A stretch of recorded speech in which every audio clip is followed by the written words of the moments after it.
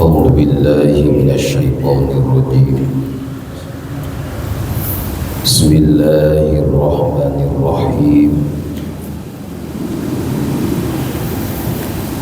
قال ربي اشرح لي صدري ويسر لي أمري واحلل عقدة من لساني يفقهوا قولي واجعل لي وزيرا من أهلي.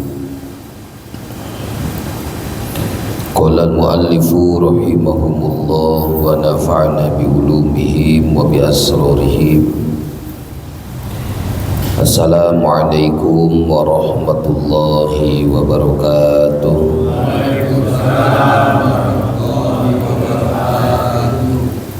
Alhamdulillah. Alhamdulillahillazi farrada taubata wa harramal israr. Asyhadu an la ilaha illallah wahdahu la syarika lah katibul asar wa asyhadu anna Muhammadan abduhu wa rasuluh safwatul akhyar wa sallallahu wa sallamu alaihi wa ala alihi wa sahbihi asaratil akhyar. Amma ba'du. Yang sama kita hormati dan kita muliakan para asatid, para hujaj, para imam, segenap pengurus Masjid Jami' Al-Imron alladzi lam yuzkar ismuhu, wabil khusus Ketua DKM Masjid Jami' Al-Imron Bapak Ustadz Rohadi Sanadi, juga kita semua yang hadir, yang mudah-mudahan selalu ada di dalam rahmatnya Allah Subhanahu wa ta'ala. Puji syukur mari kita panjatkan kehadirat Allah.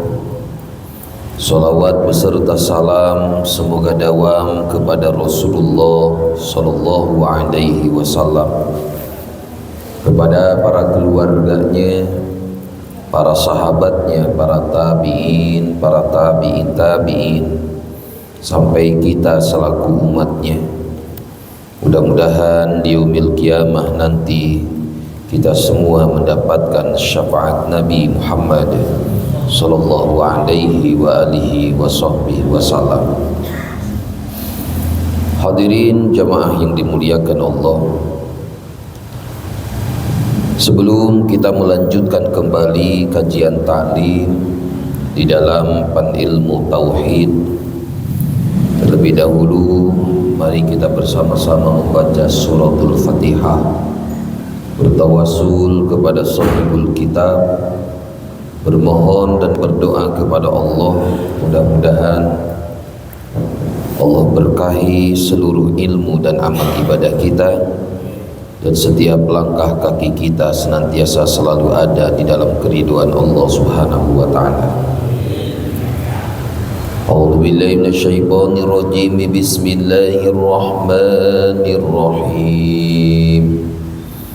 Walidabil baliyati wal munkarati wal bida'il waqi'ati fi darina wa ghairiha min jami'il bala'il muslimin wa lijalbi salamati wal afiyati lana fi abdanina wa dinina wa dunyana wa akhiratina wal qada'i li hawaijina wa tafrij li humumina wa gumumina wa liqabuli jami'i hawaijina wa maqasidina.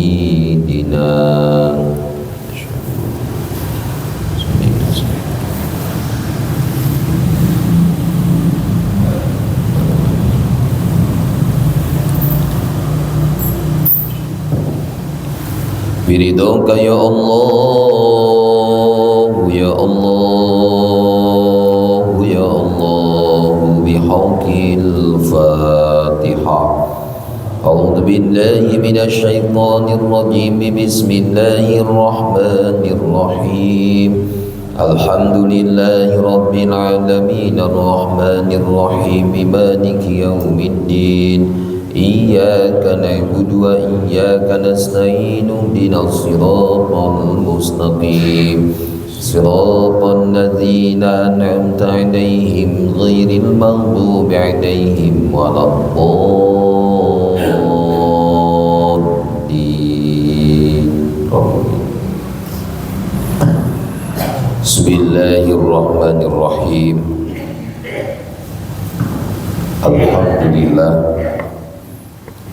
Alhamdulillah wa syukurillah ala nikmatillah. Di malam yang mulia ini kita bisa kembali hadir, bersilaturahim, bermuajahah, berkumpul kita di tempat yang dimuliakan Allah, hadir di majelis ilmu yang mudah-mudahan dengan memudahkan langkah kaki hadir di majelis ilmu, di yaumil kiamah nanti Allah permudah langkah kaki kita semua menuju surganya Allah Subhanahu wa ta'ala. Hadirin jamaah yang dimuliakan Allah, sebagaimana malum setiap akhir bulan malam Selasa kita mengkaji bersama ilmu tauhid, dan masih dibahas tentang 77 cabang keimanan. Dan yang bakal dibahas pada malam hari ini yaitu wa syu'batu saniyatu wal khumsuna, cabang iman nomor yang ke-52. Apa cabang iman nomor yang ke-52 itu? Al-amru bil ma'ruf wan nahyu 'anil munkar. Cabang iman nomor yang ke-52 itu amar ma'ruf, nahi munkar. Artinya apa? Memerintahkan dalam melaksanakan kebaikan-kebaikan dan mencegah daripada kemungkaran-kemungkaran. Ini merupakan daripada cabang keimanan. Karena memang orang yang dimana dia ingin mendapatkan iman yang sempurna, dia ingin mendapatkan ketakwaan yang sempurna, maka di antara yang harus dijalankannya apa? Hidup di dunia harus ikhtiaru syiddah. Ikhtiaru syiddah ala nikmah. Nah, kita hidup di dunia itu harus memilih syiddah, memilih susah, ala nikmah, daripada kesenangan-kesenangan. Bukan susah berarti serba nggak punya, bukan. Nah, kita orang yang ingin imannya sempurna di hadapan Allah, ketakwaannya pun sempurna di hadapan Allah, maka dia akan memilih syiddah ala nikmah, daripada kesenangan-kesenangan. Ini sesuai dengan apa yang Nabi sabdakan, lau ta'lamu ma'a'lamu ladohaktum qalilan walabakaitum kasiron. Kalau kalian tahu hidup di dunia harus seperti apa, maka kalian akan lebih memperbanyak menangis daripada tertawa. Kalau kita tahu. Cuman karena kita tidak tahu hidup di dunia ini seperti apa, sampai kapan perjalanannya, akhirnya kita lebih banyak tertawa daripada menangis. Biasanya kalau menangis, kalau kondisi susah, sedih, dikejar-kejar bangke, nangis. Atau mungkin dipecatnya dari kerjaan, atau mungkin hilang hartanya, hilang orang yang dicintainya. Padahal tak demikian. Semua yang dia miliki seluruhnya amanah, titipan dari Allah Subhanahu wa ta'ala. Kapanpun Allah mau ambil, ya urusan Allah. Jangan kita pikir yang namanya titipan itu innalillahi wa inna ilaihi rajiun itu bagi yang meninggal saja. Rata-rata orang ngucapin innalillahi wa inna ilaihi rajiun hanya kepada orang meninggal. Fulan meninggal dunia, innalillahi wa inna ilaihi rajiun, dari Allah kembali ke Allah. Padahal hilang harta, termasuk jabatan, kesehatan, itu pun sama dari Allah, kembali kepada Allah Subhanahu wa taala. Termasuk dia yang ingin imannya sempurna itu, takwa yang sempurna, di antara tangganya dia akan memilih capek daripada senang-senang, daripada santai-santai. Ngajak orang menjalankan ibadah, khususnya keluarga, angkusakum wa ahlikum naro, jagalah oleh diri kalian semua, diri kalian, keluarga kalian daripada api neraka. Dibawa, diperintahkan oleh kita amar ma'ruf aja, nahi mungkar. Paling susah Pak nahi mungkar itu. Orang ngajak kebaikan banyak, orang mencegah kemungkaran susah. Enggak semua orang bisa. Siap dibui, siap diomongin orang, siap dibenci orang. Sedangkan rata-rata umat manusia, baik dia yang memiliki ilmu ataupun tidak, yang awam, balik dia yang suka ibadah terlebih yang tak pernah ibadah, lebih senang apa? Tak sedikit senang dalam melaksanakan dosa-dosa. Nahyi mungkar itu enggak sembarangan. Orang-orang pilihan, orang-orang khusus disebutnya itu. Nah, sedangkan kalau kita ingin disebut sebagai orang yang takwanya sempurna, maka hidup di dunia ini bakal memilih capek. Gimana memilih capek? Walaupun seharian sudah kerja, tapi masih sempat ke masjid berjamaah. Walaupun seharian capek kita di perjalanan, masih sempat hadir di majelis ilmu, masih sempat malam bangun berzikir, tahajud. Walaupun tahajudnya nggak banyak, cuma 200 rakaat, lumayan lah. Capek sebenarnya, tapi memang dunia itu tempatnya capek. Jangan sampai kita rohah, santai-santai di dunia. Sedangkan perjalanan di dunia ini nggak lama. Sering kita bahas berapa banyak jamaah kita yang sudah menghadap kepada Allah Subhanahu wa taala. Maka tinggal nunggu giliran kita. Kita itu hidup di dunia cuma dihibur doang oleh Allah. Pada hakikatnya kita lahir nunggu kita kembali. Nunggu mati doang kita itu. Cuman Allah kasih hiburan. Dihibur kita biar gak kesel di dunia. Mana hiburannya? Punya istri, punya anak, hiburan dari Allah. Punya kendaraan, punya jabatan, punya rumah, punya harta. Tak sedikit orang yang dari hiburan itu akhirnya terbelenggu dia, lupa dia kepada Allah, lupa dia dalam menjalankan ibadah, lupa dia dalam melaksanakan kebaikan-kebaikan. Padahal hakikat dia hidup di dunia itu, kalau ingin ketakwaannya sempurna, keimanannya sempurna, dia harus memilih rasa capek. Rasa capek hidup di dunia daripada santai-santai. Kapan kita santai? Nanti waktunya tiba. Salah satunya apa? Kalau sudah tafarruq bainar ruh wal jasad, sudah pisah antara ruh dan jasad, baru mau santai itu. Karena sudah tak ada lagi amal bagi kita, sudah tidak ada lagi kewajiban bagi kita. Maka mumpung masih di dunia, sempurnakan ibadah kita. Jangan hanya ibadah yang dilaksanakan hanya sekedar yang wajib saja, termasuk istiqomah dalam hal-hal yang sunnah.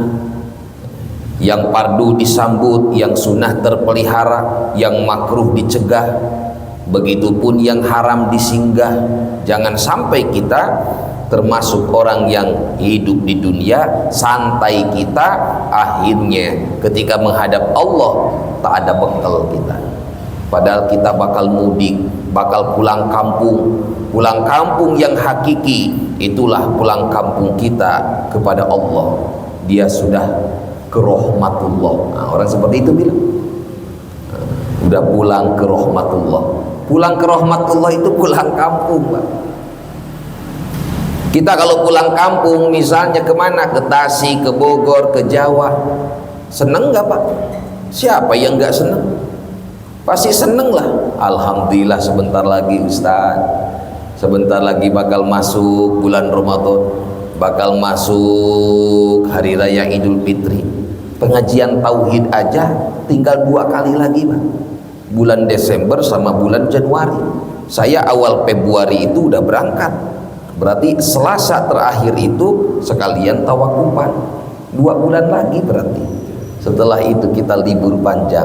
Alhamdulillahirabbil alamin. Nggak kerasa. Sedangkan biasa-biasa aja nggak ngerasa capek. Rata-rata kita capeknya apa? Dunia.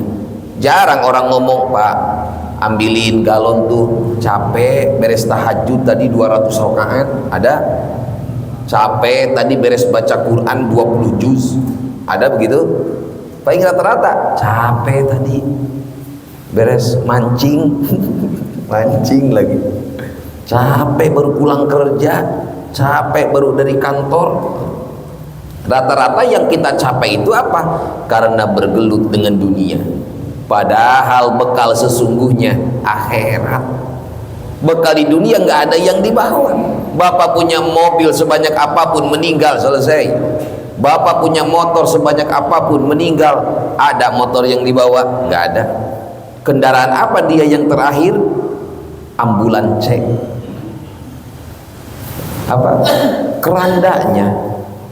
Maka salah satu bekal kita dikubur yang membersamai kita apa? Siapkan kain kapan. Itu sering dibahas. Bapak buat dari sekarang kain kapan. Jangan dinanti-nanti. Biar nanti kalau kita meninggal dunia, pakaian yang kita pakai itu sudah pernah kita pakai untuk ibadah. Rata-rata kan orang kalau meninggal dunia kain kapannya beli kan, baru. Pernah nggak kain kapan itu dipakai oleh dia sholat semalam? Nggak. Maka kain kapan yang paling bagus untuk pakaian terakhir kita yang bekas, bukan yang baru. Bekas di sini bukan bekas orang mati, Pak. Awas. Oh, berarti kain kapannya yang bekas. Berarti kalau begitu ada orang meninggal dunia, berangkat ke karet pipa, dia gali kuburan, diambil kain kapan jenazah orang. Itu kata yang dikubur, kurang ajar lu mampus gua cekek lu nanti. Bukan begitu, tapi kain kapan yang sudah kita buat. Udah kita gunting buat 5 lembar, buat sarung kita, buat jubah kita, buat sorban kita, buat imamah kita. Nah, itu yang nanti bakal ditempelkan ke pakaian kita, ke badan kita, pakai dari sekarang buat ibadah. Kalau lagi sholat malam tapi lagi bukan sholat di masjid, awas. Kira-kira amat Bapak.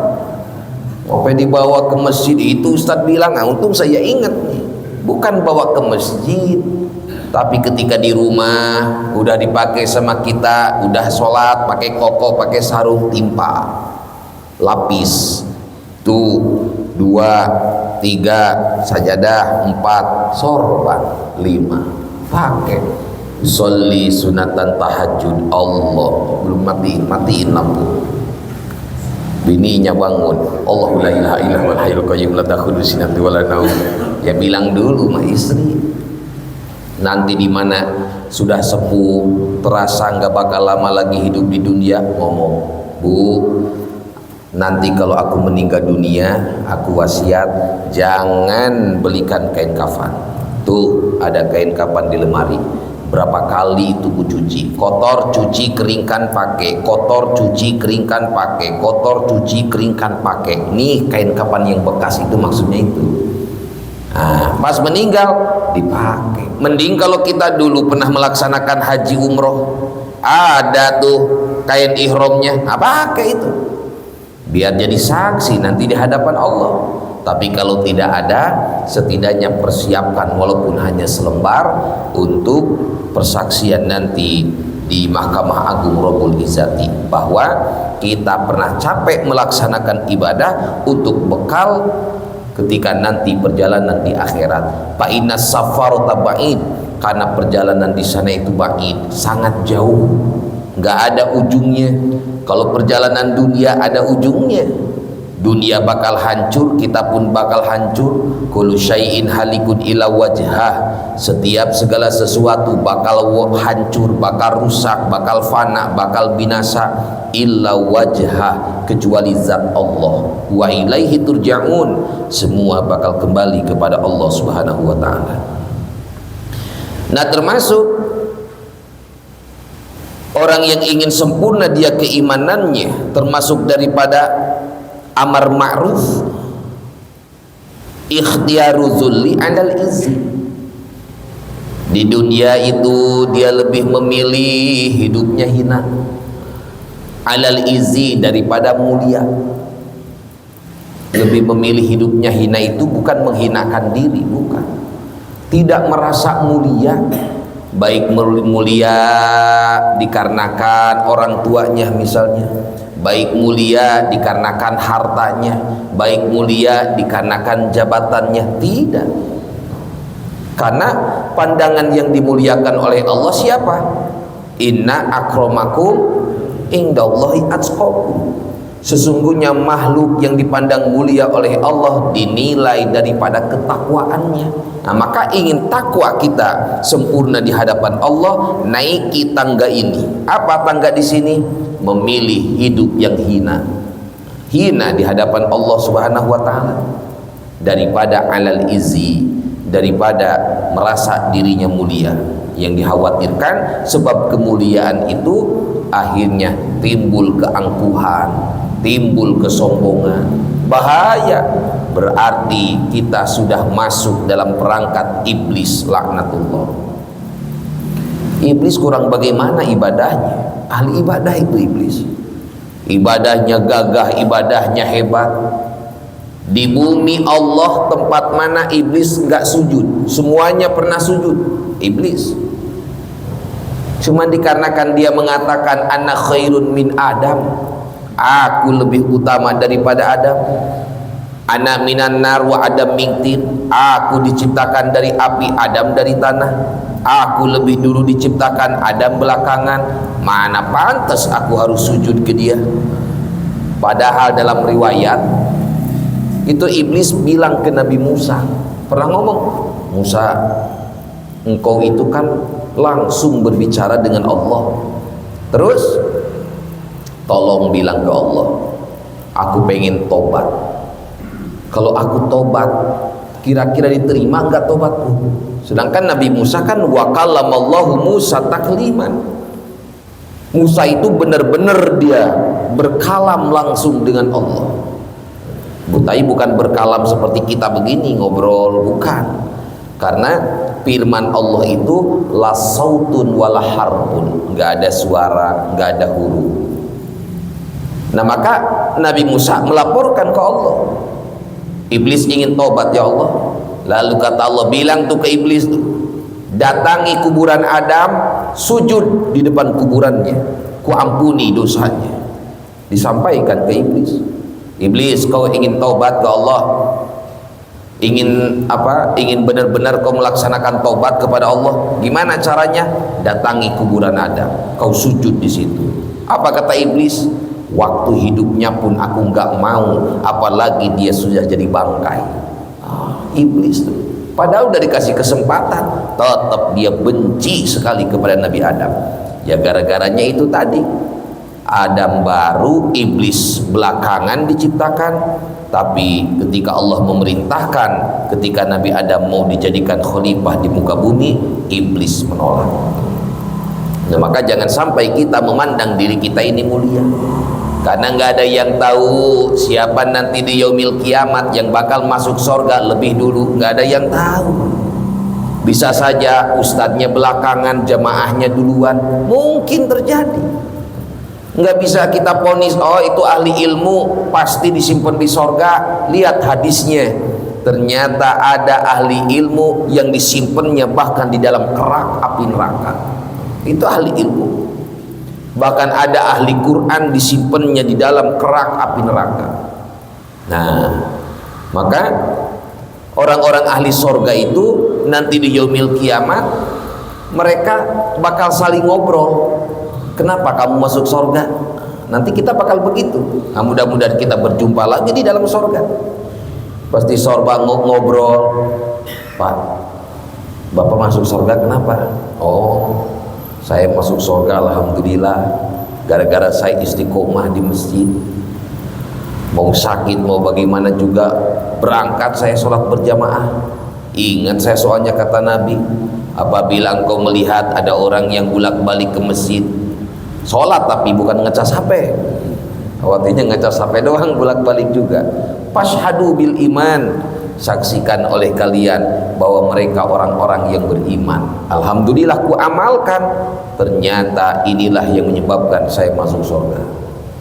Nanya lagi, Bapak kenapa masuk surga? Alhamdulillah saya berangkat dari rumah niat bekerja, di jalan saya ternyata terseret sama mobil, meninggal saya.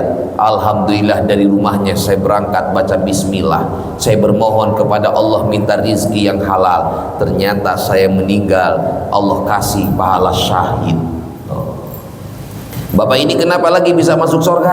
Saya masuk surga karena saya orang kaya rajin berbagi. Masjid anu itu saya yang buat tuh.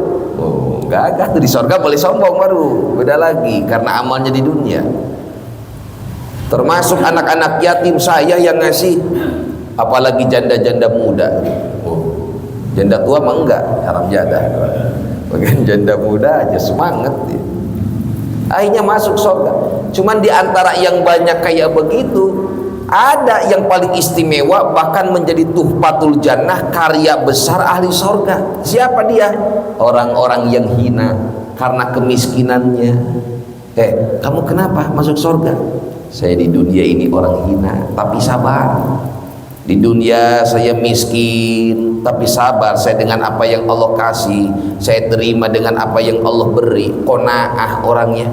Ternyata semua orang hormat, angkat topi kalau sekarang itu. Ini orang luar biasa, hebat amat dia tetap sabar, maka disebutnya tuhfatul jannah, karya besar ahli surga. Itu orang-orang yang hina di dunia, orang-orang yang fakir, orang-orang yang miskin. Sedangkan siapa yang pengen hidup fakir miskin di kita? Nabi kalau pengen kaya, kata Jibril, Muhammad kalau kau pengen kaya, tiup gunung Uhud jadi emas semuanya. Bukan itu keinginanku Jibril. Kalau kita ditawarin gitu sama Jibril, gimana coba? Mana emas sekarang segramnya lagi 2 juta lebih lagi, Pak. Ditiup meja segede gini juga kaya kita. Nabi nggak demikian. Nggak demikian Nabi. Bahkan Nabi kalau berdoa, doanya apa? Allahumma ij'alni miskinan. Mau Bapak pakai silakan. Allahumma ij'alni faqiran. Itu Nabi ketika naik doa, Allahumma ij'alni miskinan, Allahumma ij'alni faqiran. Itu sahabat yang tadinya begini, mendadak begini aja. Kita yang nggak ngaji, nggak tahu artinya, pasti amin-amin aja. Allahumma ij'alni miskinan, amin ya Allah. Allahumma ij'alni faqiran, amin. Udah beres, kenapa lu amin tadi? Kata temennya, orang imamnya lagi doa, lu tahu nggak artinya apa? Ya nggak tahu artinya, pokoknya gua amin amin aja. Itu imam ngedoa, ya Allah, Allahumma ij'alni miskinan, jadikan aku orang miskin, jadikan aku orang fakir. Marah dia, kurang ajar tuh imam. Gua seharian kerja dari pagi sampai maghrib, kadang malam, ngumpulin harta biar kaya, biar punya A, biar punya B. Dia malah ngedoa kayak begitu. Nah, itu karena nggak mau kita itu hidup di dunia hina, nggak mau. Kita ingin hidup di dunia itu apa? Dipandang mulia. Yang bahaya orang-orang itu apa? Manusia memuliakan orang tersebut, dimuliakan akhirnya. Bahkan ketika ada orang yang memuliakan orang yang kaya, tapi kepada orang yang miskin biasa-biasa saja bakal menghinakan, sepertiga imannya diambil oleh Allah Subhanahu wa ta'ala. Termasuk dia memuliakan pejabat, tapi ke rakyat masa bodoh, sepertiga imannya diambil oleh Allah Subhanahu wa ta'ala. Nauzubillah. Nah, bahkan ikhtiarus sukut alal budul, Orang yang istimewa di hadapan Allah itu dia lebih memilih banyak diem, sukut alal pudul, daripada berbicara yang berlebih. Nggak banyak ngomong lah, orangnya pendiam. Tapi bukan diem-diem ngejedok, Pak. Diem, cuman diem di sini bukan berarti makna di diem, makna diem itu mutlak sempurna, bukan. Orang baca salam diem aja nih, sampai lagi sholat pun diem, sampai lagi zikir pun diem. Enggak demikian. Bahkan ada berbicara yang bagus, lebih bagus daripada diem. Apa? Mengucapkan kalimat-kalimat nasihat. Nah, karena memang sarang kemaksiatan di mana? Al-lisan. La yastaqimu imanu abdin hatta yastaqima qalbu. Enggak bakal tetap imannya seseorang sehingga tetaplah qalbunya, hatinya. La yastaqimu qalbuhu hatta yastaqima lisanu. Enggak bakal istiqomah tetap lisannya, hatta la tidak akan tetap qalbunya hatta yastaqima lisanu. Iman orang gak bakal istiqomah itu iman kecuali hatinya pun harus istiqomah.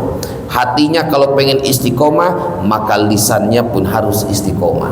Maka ketika sahabat datang ke Nabi, ya Rasul, siapa dari golongan umat engkau, apa penyebabnya dari mereka paling banyak masuk ke dalam neraka? Ketika Nabi ditanya umatnya yang paling banyak masuk ke dalam neraka penyebabnya apa, Nabi menunjuk lisannya. Ini nih, karena semakin banyak seseorang berbicara, semakin banyak salahnya. Semakin banyak orang berbicara itu semakin banyak salahnya. Maka ada taubat yang disebut dengan taubatul lisan. Lisan ini jangan sampai diam, melainkan perbanyak istighfar kepada Allah Subhanahu wa taala. Termasuk ini yang paling berat, ikhtiyarul maut alal hayat, memilih dia kematian daripada hidup. Cuman bukan memilih kematian daripada hidup, akhirnya mending mati aja, bukan. Karena orang yang paling istimewa itu paling baik, paling utama di hadapan Allah, kata Nabi, man tola umruhu wa hasuna amaluhu. Orang yang umurnya panjang dan bagus amalnya. Umurnya panjang, amalnya bagus. Langka sekarang. Umur 70 langka, 80 langka. Karanganyar belum lama meninggal tuh. Ini mah agak mending, hampir 50 tahun, 47. Sebelumnya 41. Belum lama 47. Belum nyampe 50, Pak. Yang 70 langka sekarang. Maka jaga dengan baik. Di antara daripada orang yang istimewa di hadapan Allah, hidup dia di dunia ikhtiyarul maut alal hayat. Lebih dia memilih kematian daripada kehidupan. Bukan pengen mati, tapi mati di sini disebutkan oleh para ahli tauhid, mati yang disebut dengan mati ahmar, mati mukhalifatun nafsi. Nah, itu maksudnya. Bukan mati kita milih meninggal beneran, tapi mematikan hawa nafsu. Itu harus dimatikan oleh kita. Matikanlah oleh kita 4 hal sebelum kita mati nanti. Mana yang harus kita matikan 4 hal sebelum kita mati? Mautu ahmar, mukhalifatun nafsi. Matikan oleh kita amarah. Matikan oleh kita nafsu-nafsu yang tak baik. Nah, maka ini kolbu, hati kita itu ibaratnya mesin. Kalau hatinya bagus, mesinnya bagus, ini jasad kita mudah ibadah. Sebaliknya kalau hatinya dipenuhi dengan penyakit-penyakit hati, kotor, maka ini jasad sulit buat menjalankan ibadah. Maka ada dalam ilmu tasawuf itu ada yang disebut dengan takhalli, tahalli, tajalli. Artinya apa, Ustaz? Kalau takhalli, Bapak kosongkan, bersihkan, hapus penyakit-penyakit yang ada di hati. iri, dengki, sombong, takabur, ujub, ria, pamer, sum'ah, suka meremehkan orang lain, senang melihat orang susah, susah melihat orang senang, termasuk dendam. Nah, itu kotoran-kotoran hati, bersihkan oleh kita. Mukhalifatun nafsi, jauhkan, bersihkan. Setelah hati ini dibersihkan dari kotoran-kotoran hati, datangkan namanya tahalli. Apa tahalli? Sifat-sifat yang terpuji, sifat-sifat yang mahmudah. Seperti apa? Ikhlas, juhud, roja, penuh pengharapan, husnudon. Terapkan sifat baik sangka kepada makhluk, terlebih kepada Allah. Takwa, datangkan semuanya. Kalau misalnya kita di dalam hati sudah bisa takholli, membersihkan penyakit hati, mendatangkan tahalli, mendatangkan sifat-sifat yang baik, bakal tajalli. Apa tajalli? Nurul ma'rifat. Kita itu bakal ma'rifat. Dalam arti di sini ibadah dimudahkan, nggak bakal mudah kita marah, menjadi orang yang afina aninas. Itu kalau bisa mukhalifatun nafsi. Termasuk dalam ibadah, malas kita melaksanakan ibadah, mukhalifatun nafsi. Nah, matikan itu rasa malas kita, matikan, karena hari ini nggak bakal kembali lagi. Makanya ada istilah ala laita sababa ya'udu yauman. Andaikan aku bisa kembali lagi ke hari kemarin. Hari kemarin kapan? Hari kemarin ini hari Selasa, kemarin hari Senin. Ada apa dengan hari Senin? Senang saya Ustaz. Hari Senin kemarin aku dapat bonus. Hari Senin kemarin pokoknya happy lah. Pengen kembali ke hari kemarin tuh. Jangankan hari kemarin, sekarang udah jam 7, kembali lagi 1 menit hatta 1 detik, nggak bakal bisa. Maka orang yang terbaik, kata Imam Ali, hari ini lebih baik daripada hari kemarin. Orang yang rugi bagaimana? Hari ini sama dengan hari yang kemarin. Bagaimana kalau hari ini lebih rugi daripada hari kemarin? Wah, itu lebih-lebih berarti. Maka jangan sampai disia-siakan waktu. Man doya'a waqtahu faqad doya'a umrohu. Orang yang menyia-nyiakan waktunya, sungguh dia telah menyia-nyiakan umurnya.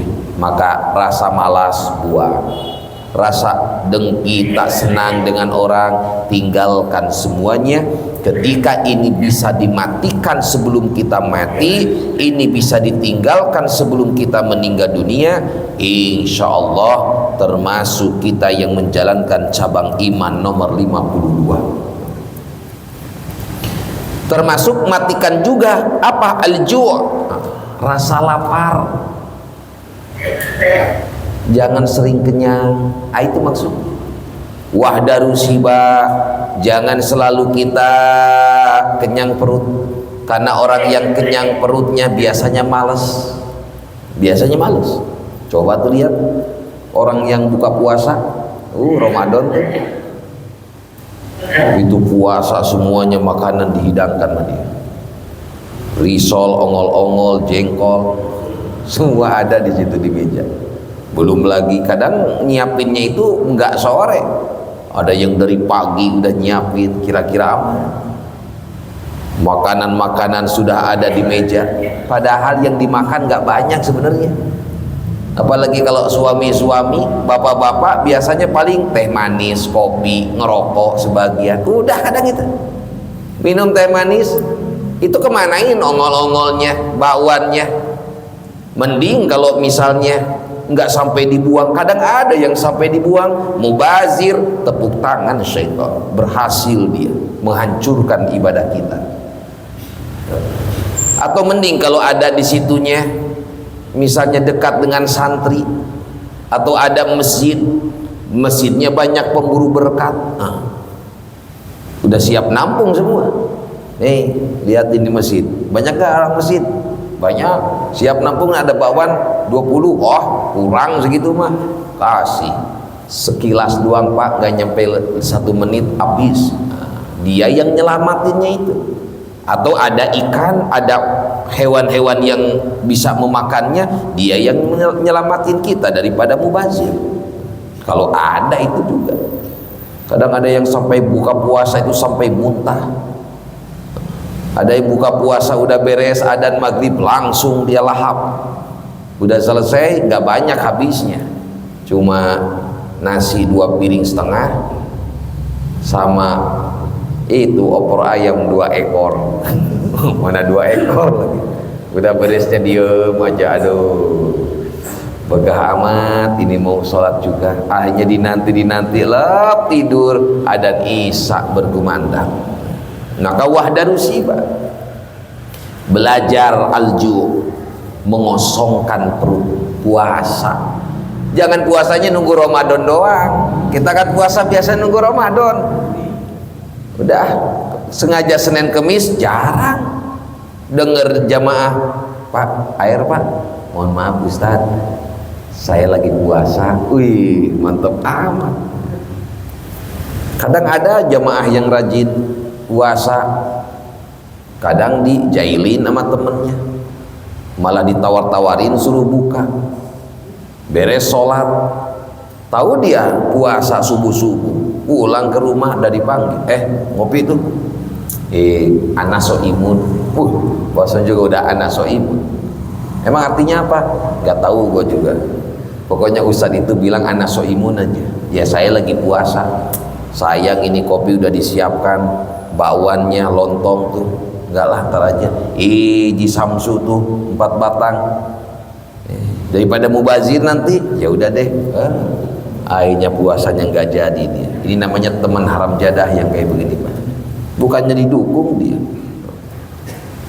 Bahkan Nabi di perutnya saking sering laparnya sampai ada 14 batu.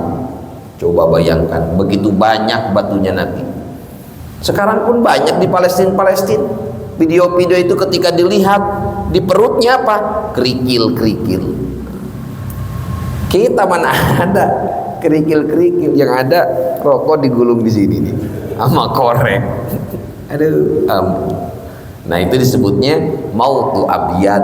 Matikan rasa kenyang kita, jadikan perbanyak rasa lapar. Maksudnya bukan di sini jangan makan, banyakin puasa. Maka kalau yang di pondok paham, riadoh paling utama ya puasa. Riadoh paling utama itu. Mau kemana?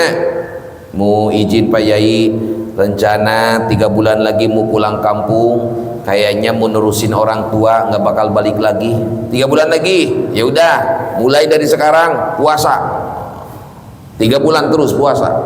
Puasa, zikir, wirid, doa. Tiap sholat, taksis, sampai terus tiap sholat yang lainnya.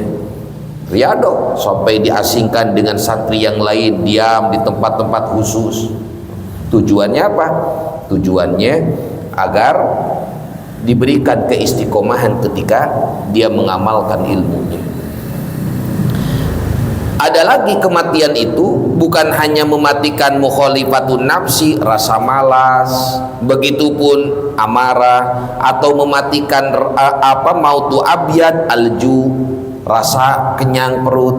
Termasuk ada labsul muraqi, matikan oleh kita pakaian-pakaian kebesaran.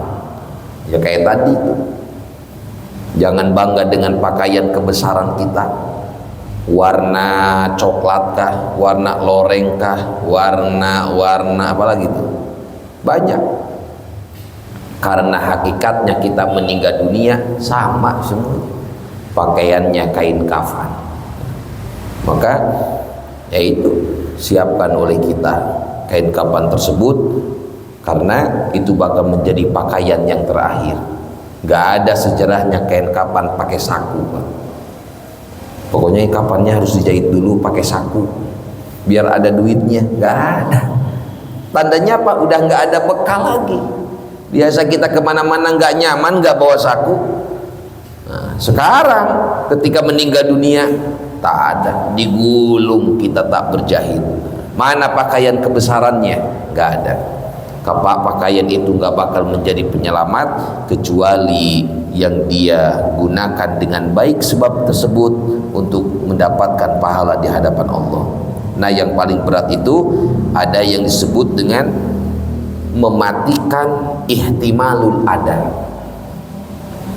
mematikan menanggung rasa sakit dari makhluk. Orang benci, dia balas dengan doa. Nah, ini yang berat, nggak semua orang mampu. Orang nggak senang, dia balas dengan senyuman. Ada Ra'isul Tabi'in, siapa namanya? Syekh Hasan Basri. Itu Syekh Hasan Basri, Pak, kalau diomongin sama orang, dibuatkan makanan, kalau sekarang kue dikasih. Mana ada orang sakit kayak begitu sekarang? Diomongin ayah diomongin sama tetangga, oh alhamdulillah, dibuatkan kue gandum besar, datang ke rumah. Assalamualaikum. Waalaikumsalam. Ada apa? Ini terima kasih. Emang aku buat baik apa sama kamu? Karena kalian telah membicarakan saya dari belakang. Nah, ini rasa tanda terima kasih saya, karena setiap orang yang membicarakan dari belakang, dia telah mengambil dosa-dosa saya. Belum tentu saya bertobat, tobat saya diterima oleh Allah. Tapi ketika orang itu membicarakan keburukan saya yang disebutkan, maka itu sudah jelas dosa-dosa ini menjadi milik orang tersebut. Maka tanda terima kasihnya apa? Ini hadiah dari saya. Ada orang kayak begitu di kita? Mana ada? Yang ada diomelin lagi sama dia, tukeran dosa. Paling ada juga ngasih, Pak, makasih Bapak udah ngomongin saya, ini hadiah. Alhamdulillah, mending ngomongin aja terus. Dimakan sama dia, sorenya innalillahi wa inna ilaihi rajiun. Ternyata kuehnya sudah dicampur sama dia dengan racun tikus. Nah itu, maka jadi di Sapinah, baguskan niat kita, baguskan niat kita hidup di dunia, perbanyak kebaikan-kebaikan, amar ma'ruf nahi mungkar, minimal ke keluarga kita. Perintahkan keluarga buat ibadah. Jangan jadi orang tua yang dayus. Dayus itu apa? Man ajhala ahlahu. Orang keluarga, orang apa, pemimpin, suami atau ayah yang membodohkan keluarganya, membodohkan dalam urusan agama. Masa bodoh, ibarat itu dayus namanya. Anak gak sholat dibiarkan, mana amar ma'rufnya, mana nahi mungkarnya. Anak gak hadir di pengajian, masa bodoh, ngaji mah urusan ustadz ini. Padahal gak begitu. Sekarang hampir setiap masjid, musola, kalau nggak pada maghrib, kalau yang masih kecil mungkin di dohor, mungkin di asar, ada majlis taklimnya. Tinggal ambil istifadah sama kita. Cucu kalau nggak ngaji, tanya ke ustadznya. Biar tujuannya apa? Tidak termasuk dari golongan orang yang dayus pandangan Allah. Besar siksaan orang yang dayus di hari kiamat. Bagaimana siksaan orang tua yang tak pernah amar ma'ruf nahi mungkar kepada keluarganya? Itu nanti di hari kiamat bakal didatangkan angin yang panas. Itu angin yang panas menghancurkan badannya. Udah dihancurkan, dirakit kembali terus kayak begitu. Maka Nabi melihat ada kaum yang kaum itu disiksa habis-habisan, kaki dijadikan kepala, kepalanya dijadikan kaki, hancur wajahnya, hancur perutnya, isi perutnya semuanya keluar, sampai terakhir itu didatangkan angin yang panas menghancurkan seluruh tubuhnya. Itu Nabi sedih, Nabi sampai meneteskan air mata. Nabi nanya kepada malaikat Jibril, ya Jibril, man haulai? Jibril, siapa mereka? Siapa mereka yang disiksa oleh Allah sedemikian rupa? Haulai min ummatika ya Muhammad. Wahai Muhammad, mereka adalah umat-umatmu. Apa kesalahan mereka? Kalau mereka umatku, man ajhala ahlahu. Mereka nggak pernah nguruh baik ke keluarganya. Mereka ketika keluarganya berbuat maksiat dibiarkan, dia membodohkan dalam urusan agama terhadap anak-anaknya. Maka ketika orang-orang kaum yang dimana dia membodohkan keluarganya dalam agama, dia disebut dengan nama dayus. Ad-dayus la yadkhulal jannah abadan. Orang yang dayus itu sampai kapanpun tidak akan masuk ke dalam surganya Allah Subhanahu wa ta'ala. Nah, salah satunya ini dalam cabang iman nomor yang ke-52, dia tidak bisa menegakkan amar ma'ruf nahi mungkar. Minimal nggak bisa ke masyarakat, ke keluarganya. Anaknya hati-hati, khawatir dia tinggalkan sholat. Adapun kalau udah berbicara, selesai. Nah, awas nah, kamu sekarang kerja nih, hati-hati di rumah, bapak bisa cek kamu gimana sholatnya, sholat apa kagak. Tapi di luar nggak bisa, jangan ninggalin sholat. Pokoknya kalau kamu ninggalin sholat, jangan nanti bawa-bawa nama bapak di akhirat nanti. Maka nanti bakal mutolabah di hari kiamat. Ada anak yang masuk ke dalam neraka, orang tua di dalam sorga, termasuk istri di dalam neraka, suaminya di dalam sorga. Menuntut mutolabah dalam bahasa tauhidnya. Gimana mutolabah mereka? Ya Allah, mana orang tua saya? Mereka sedang nikmat di dalam amparan surga dengan kenikmatannya. Aku enggak ridho ya Allah. Mereka waktu di dunia sholat, tapi mereka tak peduli dengan aku. Enggak pernah aku disuruh amar ma'ruf, suruh sholat, enggak ada. Saya buat maksiat, ada. Mereka nahi mungkar, enggak ada ya Allah. Maka saya begini gara-gara mereka. Coba kalau mereka nyuruh aku ibadah, coba kalau mereka ngelarang aku buat dosa, buat maksiat, mungkin aku sadar, mungkin aku sudah menjadi orang baik. Tapi buktinya mereka hanya peduli dengan dirinya sendiri. Mereka ibadah sendiri, mereka melaksanakan kebaikan sendiri, acuh kepada kami. Akhirnya orang tua yang sudah nyaman di dalam sorga digusur, akhirnya menjadi penghuni api neraka. Nauzubillah. Nah, itu pentingnya kita selalu mengajak kebaikan, jangan sampai termasuk dari golongan orang yang diam dalam kebaikan, khususnya dalam keluarga kita. Apalagi diam dalam maksiat. Ar-ridho bil maksiyah kana syarikan. Orang yang ridho dengan adanya maksiat, tanda orang itu diam berarti dia ridho dengan adanya maksiat. Orang yang ridho dengan kemaksiatan, kana syarikan, dia adalah sekutu atau orang yang melaksanakan itu kemaksiatan. Auzubillah min zalik. Nah, itu makna cabang iman nomor yang ke-52. Tinggal nanti kita bahas cabang iman nomor yang ke-53, insyaallah di pertemuan yang akan datang. Mudah-mudahan kita semua selalu diberikan sehat wal afiyah oleh Allah, diberikan umur yang barokah, dikokohkan iman Islam kita, dimudahkan dalam menjalankan ibadah, dan setiap ibadah yang kita laksanakan mudah-mudahan bisa menghantarkan kita semua menghadap Allah dalam keadaan husnal khotimah. Amin ya Allah ya rabbal alamin. Wallahu a'lamu bissawab. Assalamualaikum warahmatullahi wabarakatuh.